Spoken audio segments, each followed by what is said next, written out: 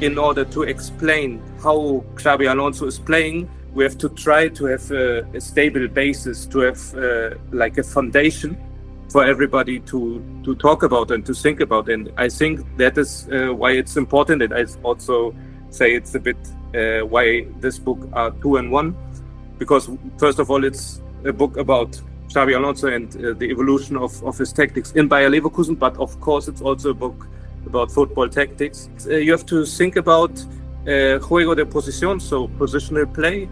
If that coach is interpreting it in one way, maybe the other coach is saying, no, it's totally different. So that even in that word, they can have totally different opinions, approaches, like things how they have to be or not. Football is complex, but it's not complicated, and we always live in this matter that when we talk deep about the game, then people perceive, no, he's complicating things. No, it's just a complex thing, because there are happening a lot of things in the same time. Because in the end, we all can say, I want to play like Xabi Alonso, I want to play like Luis Enrique, I want to play like Pep Guardiola. Yes, but first of all, do you have the players with the qualities? Do you understood the game they are playing? And what would help your players to emerge in a better version? Hello coaches, welcome back to another Modern Soccer Coach Breakdown. This week we are joined by Tim Stegmann to discuss his new and outstanding book, Xabi Campeón. It is a tactical breakdown of Xabi Alonso, a detailed tactical breakdown that goes way beyond what formations he played in all these games so far in his coaching career. It goes deep into game models, it goes deep into tactical theory, tactical methodology and culture. Everything that impacts Xabi Alonso's work so far. It is outstanding. I love the book. I couldn't wait to get Tim on to chat. I didn't want to ruin the book for you all, so in this interview we talk really about coaching philosophy and how culture and our experiences really impact the coach. Love this conversation.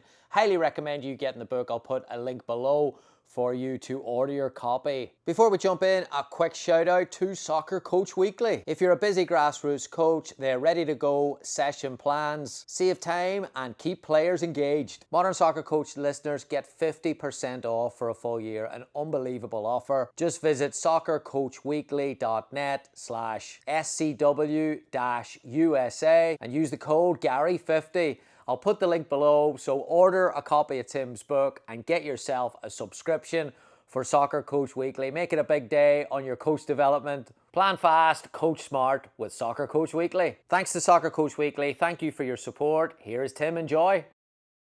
Tim, thank you so much for joining me tonight, your time on the Modern Soccer Coach podcast. Really excited to chat. Thank you very much for having me. I'm excited to talk.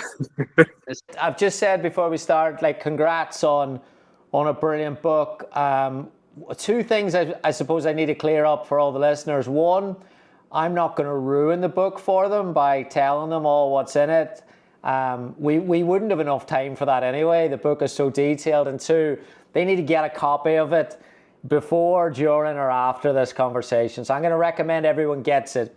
But I always ask this question when we have people on who have written really high impact books, and I truly believe this is a high impact book for the community.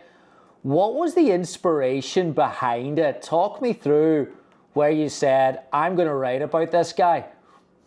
That's a big question to the start.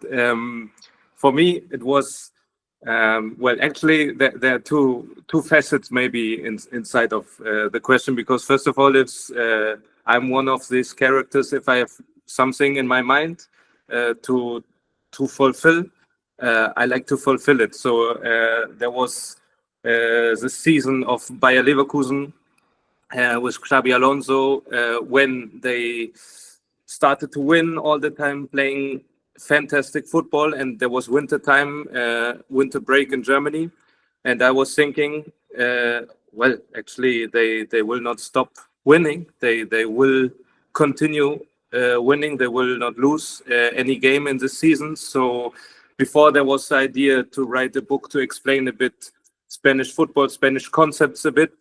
First of all, in German football, as our perception in Germany relating tactics, and also from Spanish football I would say just differ a bit, and I was I had the pleasure to dive a bit more deep inside everything, because I did two master courses in Spain, one in Barcelona and one in Madrid.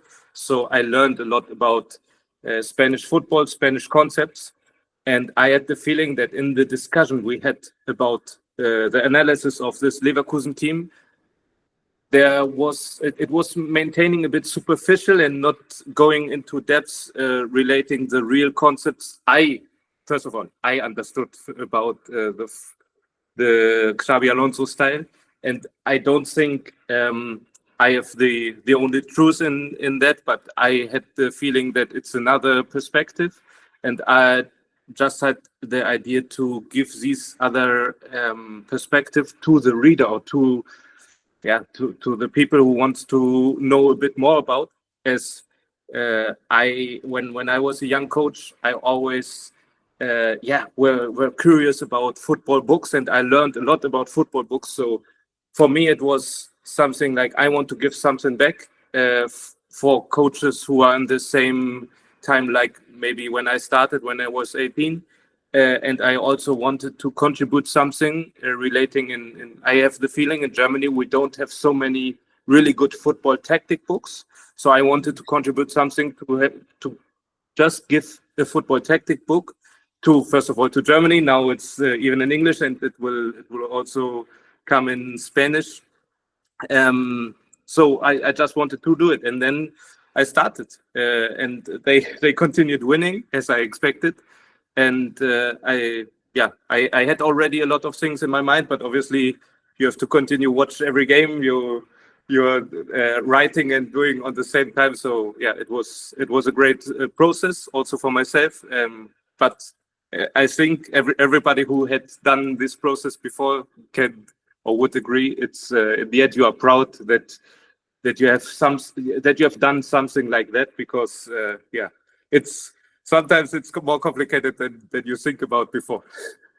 Yeah, at the end you're proud, and then you say to yourself, I'm never writing another one. And then, because that was my second question, was, I mean, the level of research in this book is unreal. The first three chapters are like, again, sometimes I gauge a book or literature by how many pages I can read in a row. And if I can read a lot in a row, then it's not that challenging. But with yours, like, I had to put it down every 4 or 5 pages, because the research is that intensive, and it grabs you, like it moves you to thinking about where football tactic theories are from. How much research then did you have to add to what you already had? Was a lot of it through your Spanish courses, education? In the end, you are who you are because of what you have done in the past. And I was lucky that I would say it's also in a bit two-way, because my journey started relating Spanish football, I think, in 2017, when I watched the under-17 youth national team playing the European Championship or the quarterfinals. I was at that time at VfL Wolfsburg Youth Academy, assistant coach for under-17, so I had the opportunity to watch the games in Zagreb, and I watched the generation 2000 from Spain. Was incredible. Were incredible playing against France. They were dominating fluid positions. It was a really attractive style. With at that time, Santi Dena was the coach, who was the last under-21 coach now in Spain. And then my interest rose about all that, how it's working, because I had the feeling there were a lot of people talking about the Barca style of Guardiola, talking about that language, but I never understood it totally. And I had also the feeling, they're talking about it's the language and it's like this and like that, but can you explain in detail? What do you mean? And I was really curious about, but nobody was able to explain that. And then there was an opportunity during the pandemic time in Germany. obviously, like all over the world, everything stopped a bit. And I had the opportunity to take one master in tactical periodization by Vitor Frade. And I have to say that obviously it's not a book about tactical periodization, but it influenced me a lot, really a lot, because it changed my way. It structured my mind relating football. That was incredibly. And then I was lucky to add also the master courses in Madrid and in Barcelona, the courses are in Spanish. So I also took the pandemic break to rise my level of Spanish. So I would say now it's sometimes even better than in English, especially in terms of football expressions. If I'm thinking about football, I'm thinking in Spanish. That sometimes is really funny on the training ground with the players if somebody's asking me in German and I am intuitively in Spanish. So, but the thoughts about complex systems, about what is a game model and so on, are based in my master of tactical periodization, and then all the other masters it was like building up. It was enriching. It was complementary for me, at least, as I'm as in a person. You are complementary. You're getting the things who are in your mind, or which are in your mind. And of course, then when we perceive the Barcelona style of game in the Barcelona master, it's just about the methodology of FC Barcelona. And well, actually, when I started, our director at that time, who's now the sporting director of the women's team, Marc Vives, said, "Yeah, but you have to think about juego de posición, so positional play. If that coach is interpreting it in one way, maybe the other coach is saying, no, it's totally different." And I was sitting there and thinking, yeah, okay, but it's positional play. For me, it's just the same. And for them, it's not the same. So that even in that word, they can have totally different opinions, approaches, like things how they have to be or not. So it's like it's really fascinating, because first of all, it's like, imagine you're going to a museum and watching some pictures, and you see maybe just Picasso, and then you see Picasso at that time because of that thoughts and so on, and things who are influencing him, and you are seeing more details and more details and more details, and then you are able to perceive, even at that level of detail, all the different things. So I had the feeling, relating the book, in order to explain how Xabi Alonso is playing, we have to try to have a stable basis, to have like a foundation for everybody to talk about and to think about. And I think that is why it's important. And I also say it's a bit why this book are 2 in 1, because first of all, it's a book about Xabi Alonso and the evolution of his tactics in Bayer Leverkusen, but of course it's also a book about football tactics and all this basic understanding, and especially this note of Spanish football. So it's a mix. So a lot of things are in the book from my masters, and then when you are in this topic, you take even more things on the sides and integrate them in the best way you think. Yeah, I mean, your integration is on a different level. How you go about that there is really, really high skilled.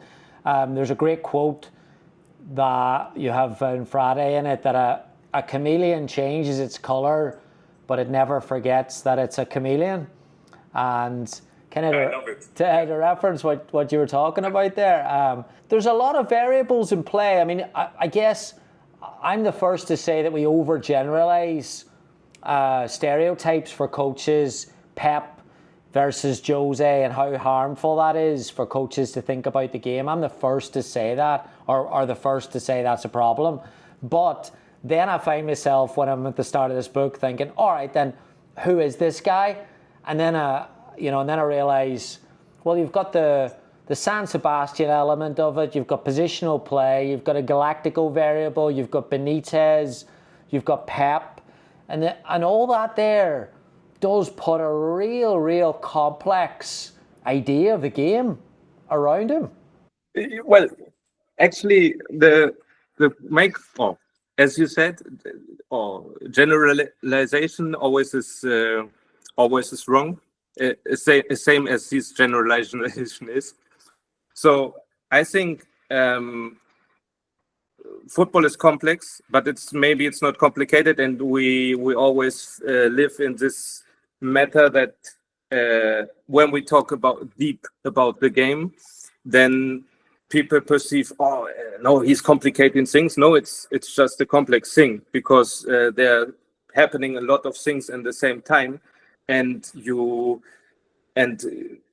there are so many interesting questions relating this, because for example, in the game, you have a game idea as a coach, and obviously we all know that the interpretation of how somebody is playing depends on the players.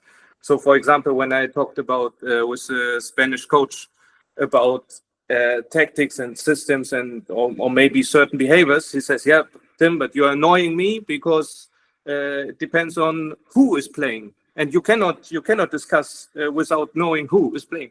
And I totally agree. And of course, it was not that bad. But it's like, first of all, there may be certain mechanisms which are working in football better than others. For example, if you want to defend a double pass, probably there will not be that many ways. And in that not many ways, in general, we have certain behavior which is successful. But then, of course, it depends. We both can show a certain behavior in order to defend this double pass. But maybe your style is a bit different than my style, because we are different. We are individuals. And in all this world, then we have also of course, the context, everything which is influencing, and the idea of the coach who is saying, yeah, but then when you win the ball, I want you to do this. Or if you're not winning the ball, at least you block, but just block it in that way or that way. Then, so there are so many influences at the same time. And this is also why what I think, for example, is that all discussion about playing systems in general, in terms of organization, in numbers, 4-4-2 or whatever, is a bit overvalued, because it's not that important about how the structure is, because your action will give meaning to the structure.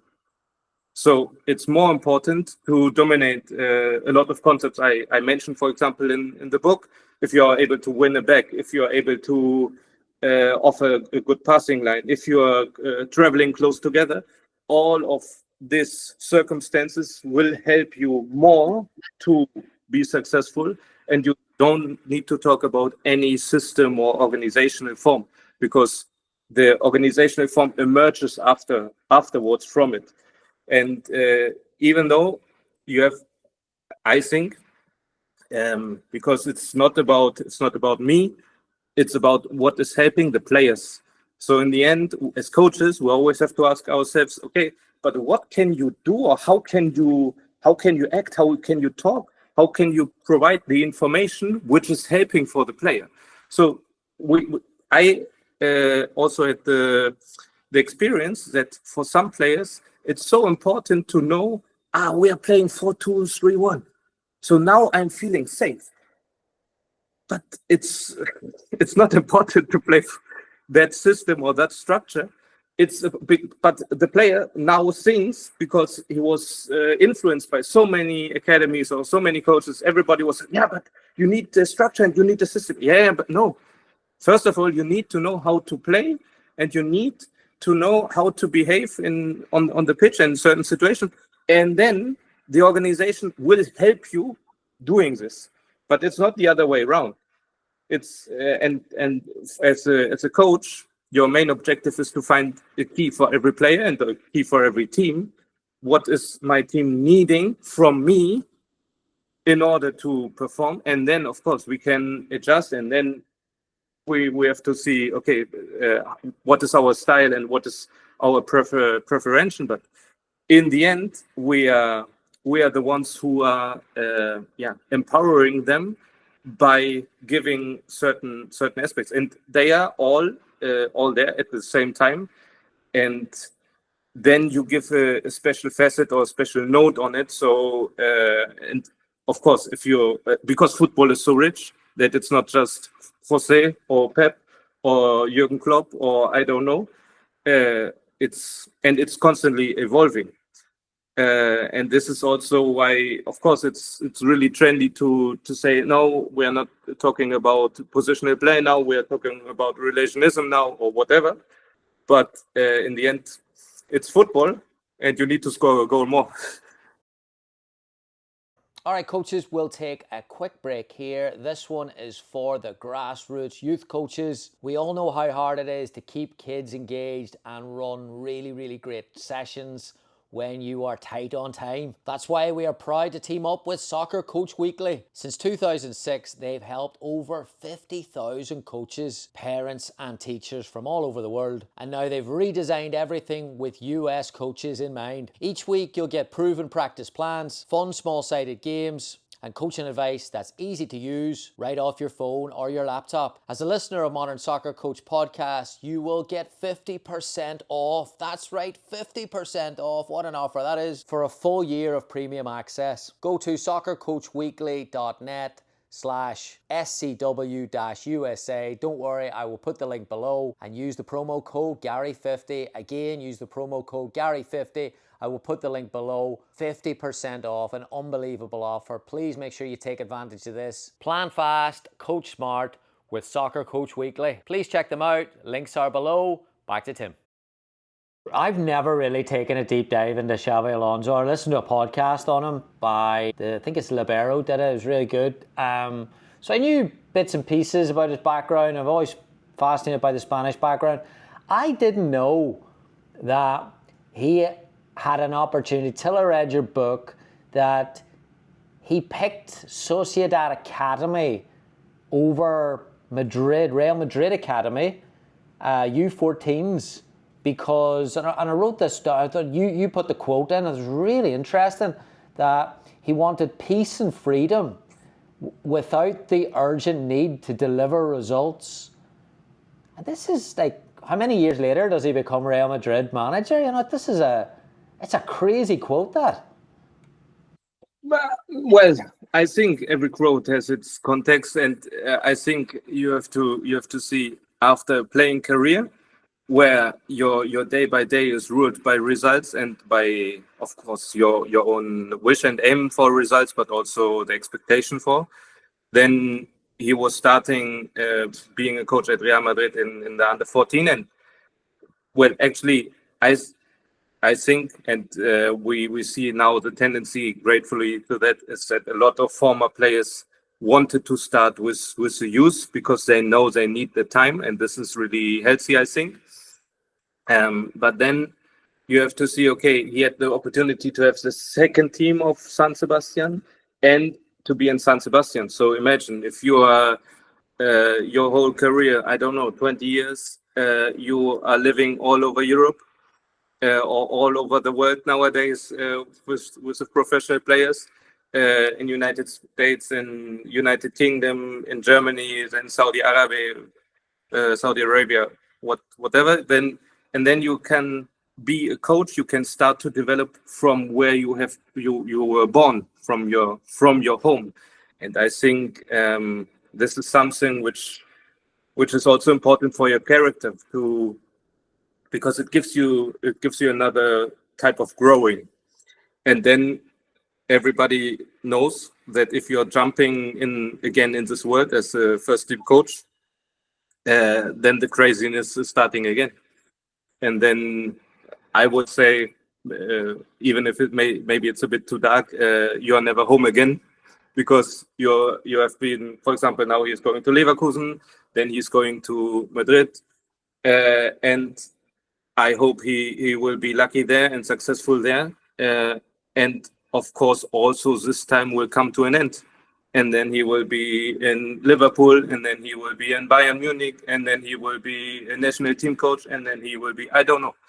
But for for that kind of coaches, and with this career as a background of a player and also the success he had, he will be a long time a coach for sure, and he will be able to select also the possibilities. But what probably will not happen again is to be in that kind of learning environment without the focus and without the hard pressure as he started. So this is why it was really from our point of view a good decision to take this time for yourself.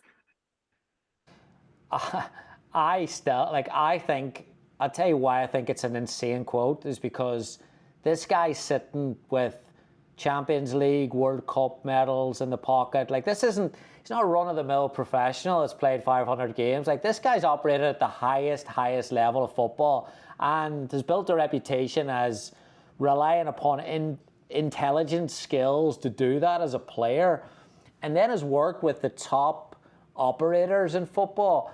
And I think because football, rightly or wrongly, is a business where you don't show any weakness, to say that you choose one under-14 team over another because of less pressure, I just feel that says a lot about, again, humility. I mean, I don't think it's common. I think what you're saying is that, like, yeah, you've got to learn your way to manage, but I don't think that's a common way, Tim. Like, I think most players are trying to accelerate that journey. Yeah, that's right. But for example, you can see it in Germany. We have the example of Miroslav Klose, our national striker, and he was assistant with Hansi Flick in the national team and in Bayern Munich. And he was under 17 coach in Bayern Munich. Of course, also these guys not starting with zero. They're not.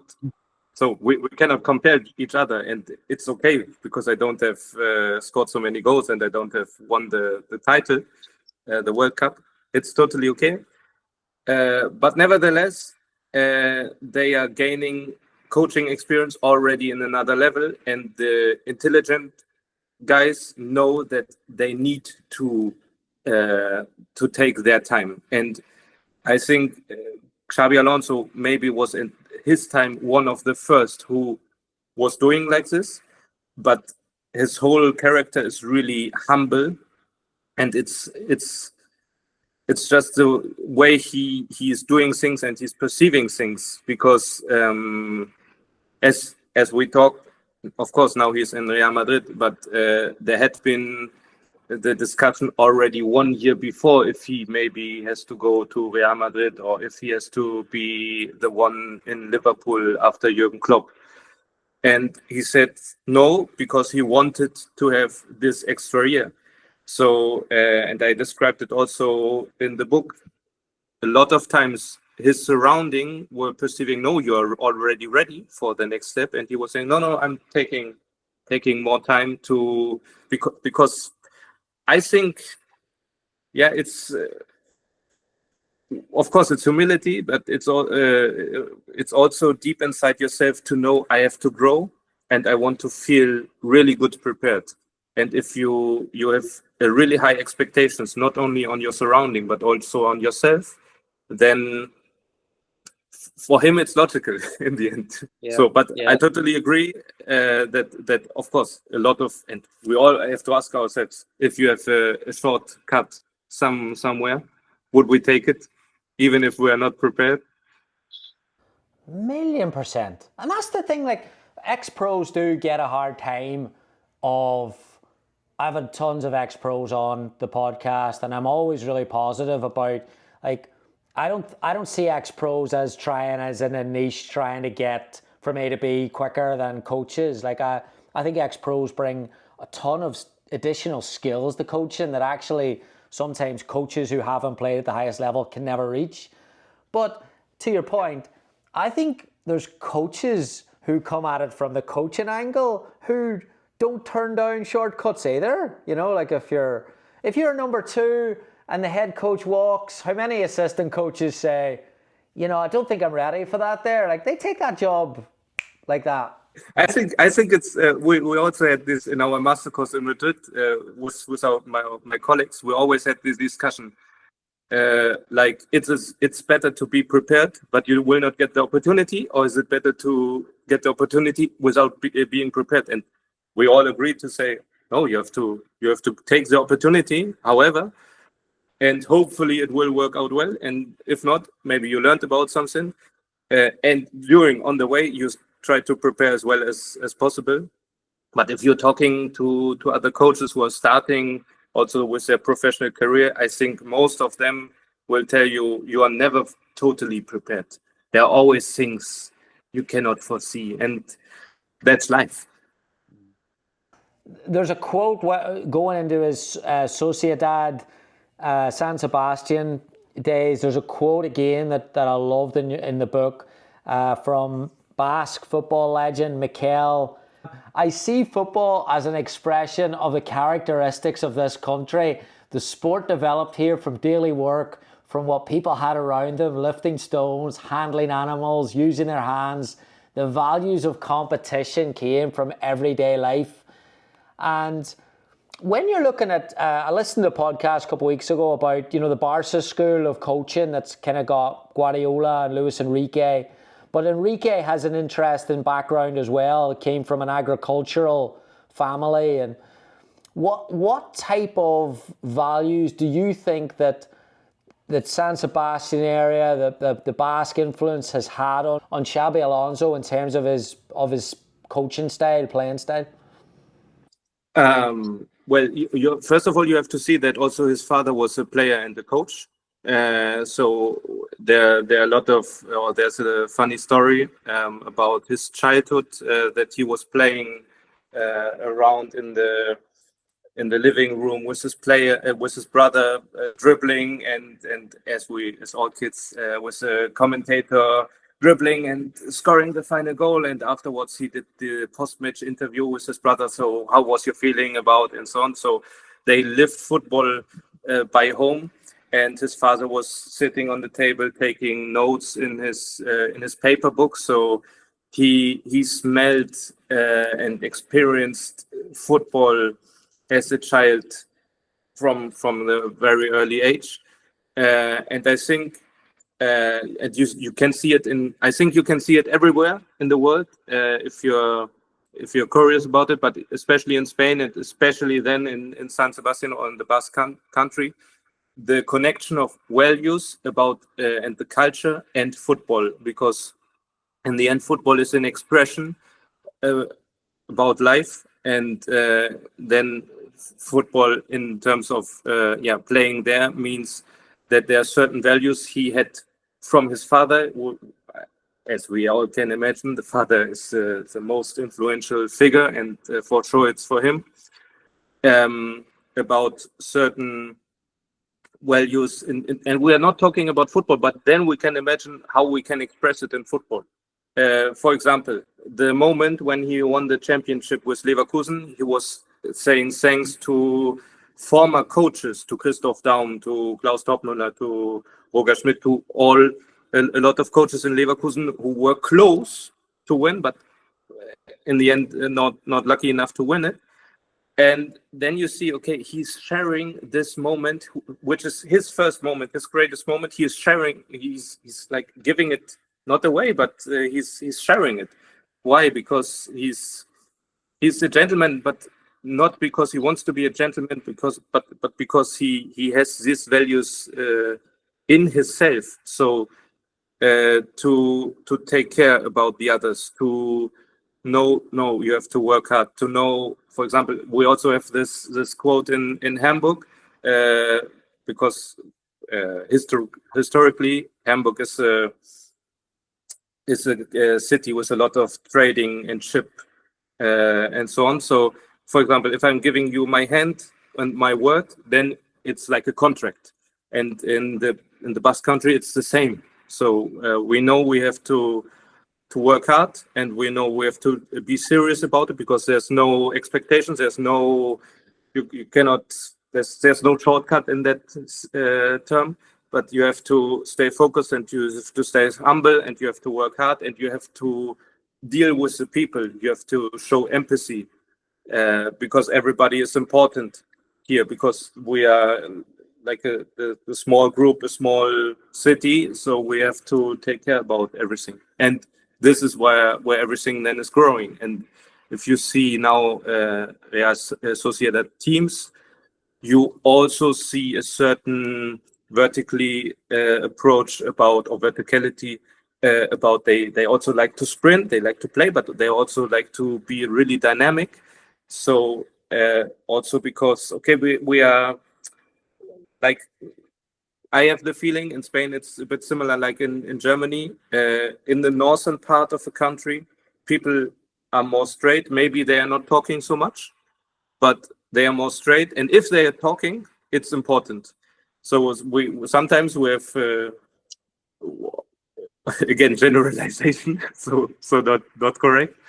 But we have this the saying that, for example, in Germany, in the south of Germany, people are talking a lot, but maybe maintaining a bit more superficial. While in the northern part of Germany, no, they're not talking so much. So they can sit men on a bench, not talking for 1 hour, and after that they said, "Oh, we had a great conversation," and so this is totally different. But in the end, when they talk, it's really important, and it counts.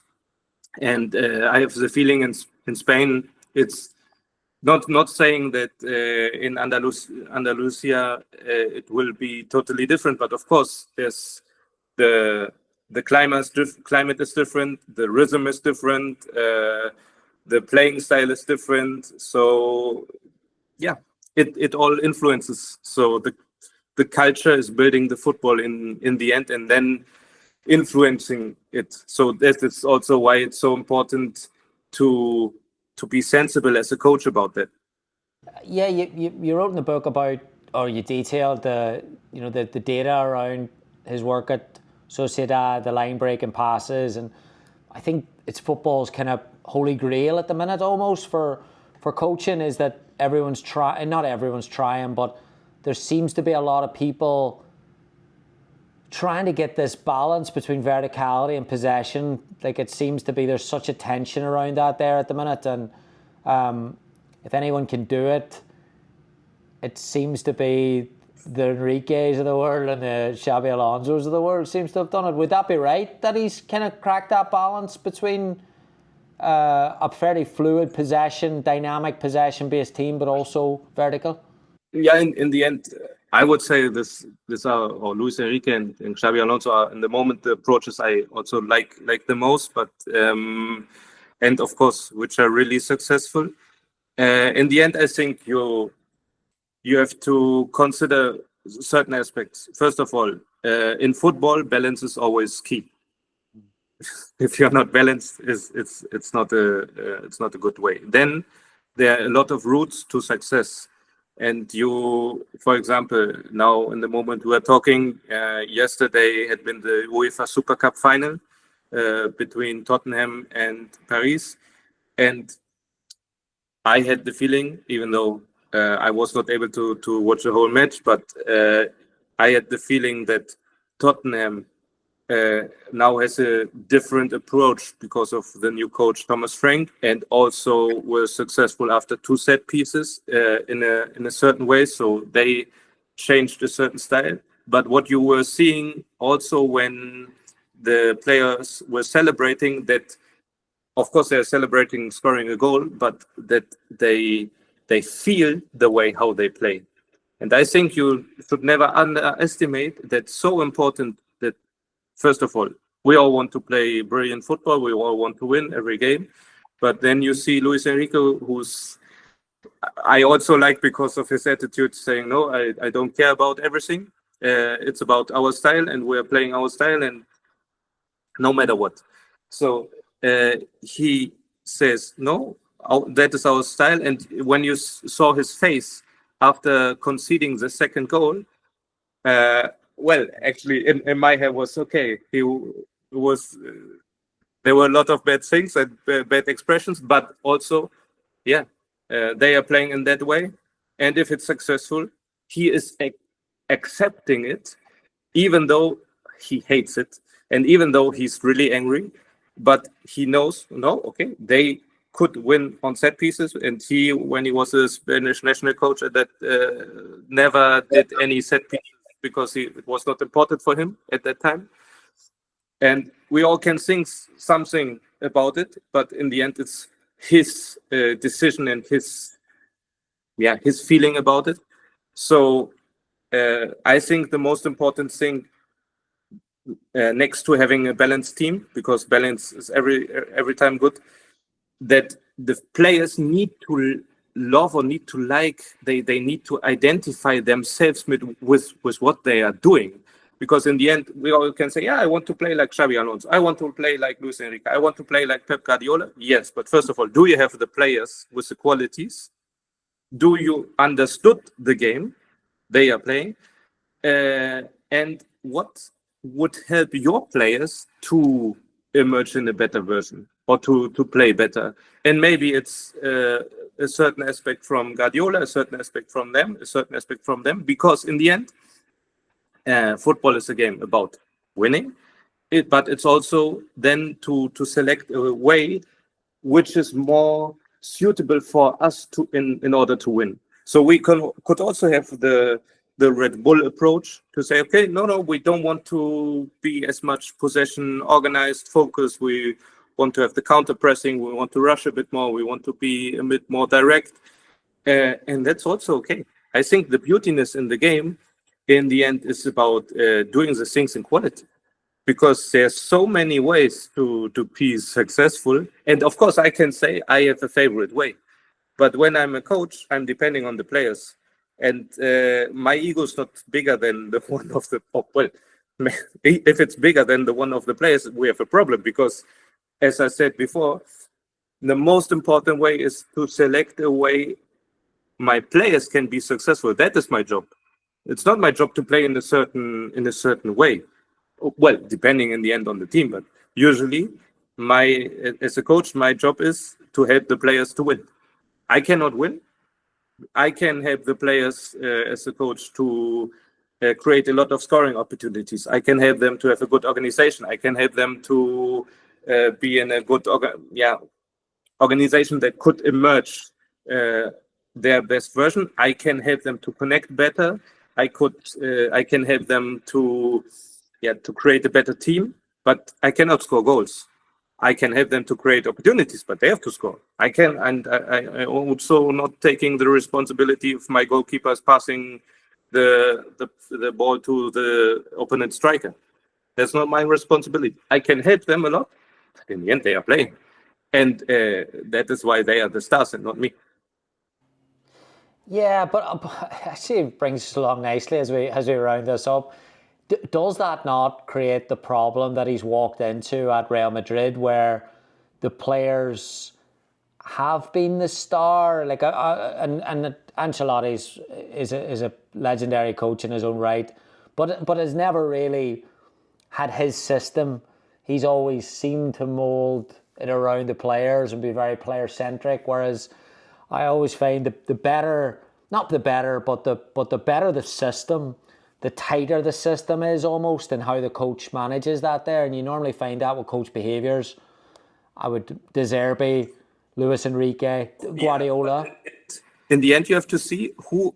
So Carlo Ancelotti has his time and his success, and maybe it's also a cause that he's not anymore coach of Real Madrid, but he was successful there. So we have to consider that, and we have to respect that.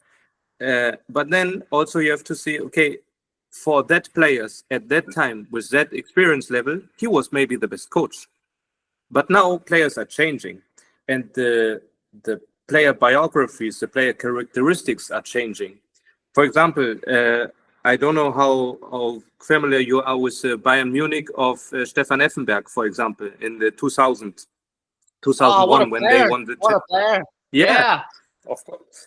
So 2001 Bayern Munich played or won the Champions League with incredibly players like Stefan Effenberg, with Lothar Matthäus was not anymore there, but Oliver Kahn was there. So really real characters.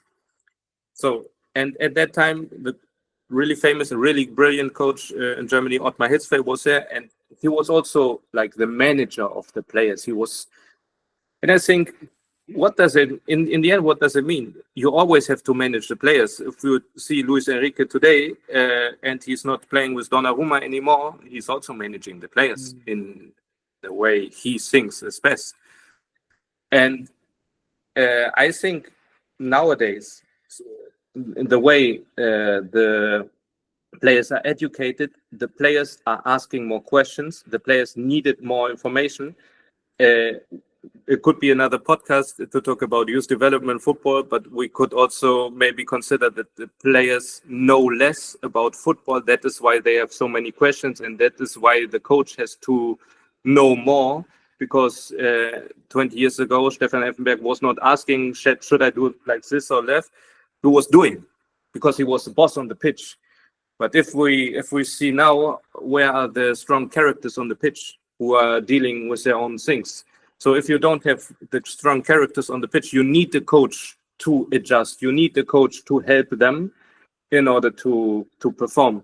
And I think this is why Xabi Alonso probably is now in the best moment coming to Real Madrid, because he has a structure, he has a clear idea, he has also the personality as a coach, as a former player, winning everything before, already had success in Germany as a coach. So nobody could negotiate too much with him, because he knows how things are working and how it's working.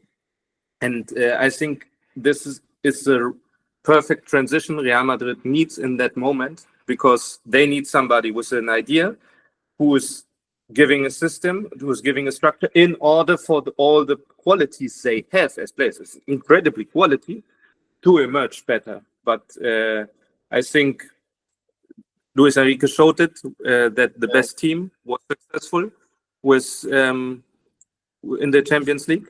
And I think if Kylian Mbappé is intelligent, and I assume he's very intelligent, and he's really competitive as a person, then and he will say, no, I'm really big, or I want to contribute to the team, because I know that's so important, and it's not okay that everybody is saying no, because I left, now they won. That's not true. So maybe it's true, maybe it's not true. In the end, it's about being in the right time, in the best moment, in the best connection, and in the best team then together. And I think that is why Xabi Alonso probably is one of the best persons to make this transition moment Real Madrid needs. Brilliant. Last one for you. German football, in perception of other cultures. We're obviously I've come from the Northern Ireland / United Kingdom, where there is a little bit of an inferiority complex around, information, tactics. United States, there's a massive inferiority complex around looking around and trying to get, we're missing out. Germany always seems to have, again, there's a balance between confident in their approach to football, coach education. Like, how would you describe modern German approach to kind of, not coach education / coach development? Big question. And of course, now you're asking somebody who maybe has personally a different opinion than the total approach would be. Now it's very common here to put the player in the center of the whole development, and to be really player orientated in everything that leads to different facets. Having first of all, maybe the player as his own motor of development, or his own creator of development, giving him certain advices or certain questions, especially, and to try to develop in a total way, player-centered, the player by playing football. Critically, I would add that sometimes, or certain aspects are important maybe to talk about, not just internal but also external. So not just to feel it and not just to express it, because sometimes you are, for example, you are on a football pitch and you are not maybe you're not able to perceive everything. So sometimes it's important to have a certain advice, and that is why it's important that the coach is competent enough to be able to understand the game and to give that advice. So that is why I think it's really important. And in the moment, we are more about focusing on leadership and how to be really player centered, and a bit too less to be centered still in the game, because sometimes I had the feeling in Germany we have the general opinion, we are knowing already everything about the game, and when I went to Spain, I had the feeling, no, it's not like this, because they perceive in a different detail, in a different manner. And I cannot say it's correct or better or worse. I just say there's still, or the game should be still the center of all our thoughts. Meaning that of course it's important, as we talked about the last hour. Of course it's important to be a brilliant leader. It's important to have values. It's important to deal with a lot of situations, and it's important to talk about football, because football is the central aspect in our game. And I always had the funny thought or funny discussion with a colleague of mine who was asking me, imagine you're not well and you have to go to the doctor. Are you going to a sympathetic one or to the best one? And of course you're going to the best doctor. So let's try to be the best coach. And that means that we don't not only about football, but also a lot about football. And in the best way, we are also a great person. And then everything is together. That's interesting. God, we need to do a part 2. Tim, you've just keyed me up to do a part 2. We need to do a part 2. Always available for you. Would love to. Okay, books out. Yes, books available on the websites. Where can these coaches get a copy? Book is everywhere available. I think now in a few days, so when the episode is published, it will be already the 2nd edition with small corrections and also forward from Marti Peranao inside. Nice. You will find it on Amazon. It has an official ESPN number, so you can find it everywhere you want to have it. There's also an ebook version available for the ones who don't want to wait that long. I just have to add that it's because it's a book on demand, so it's self-published. That means that there's not a stock with 1,000 books available, but every book is printed just for you. So it's also, to take care about the environment and to focus about that. But that means that maybe you have to wait a bit longer than usually. So if you're not, or if you're in a hurry, and because I'm old school, I like to have it in my own hands. Yeah, me too. Me too. Yeah. But nowadays we're reading a lot on the computer, on the iPad. So if you want to read it there's an ebook, and it's quick. If you have to wait, it's well worth the wait. It's a brilliant read. Tim, congrats again on your work. It's outstanding.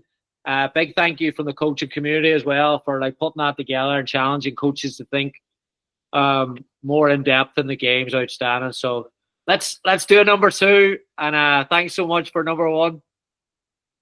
Thank you very much.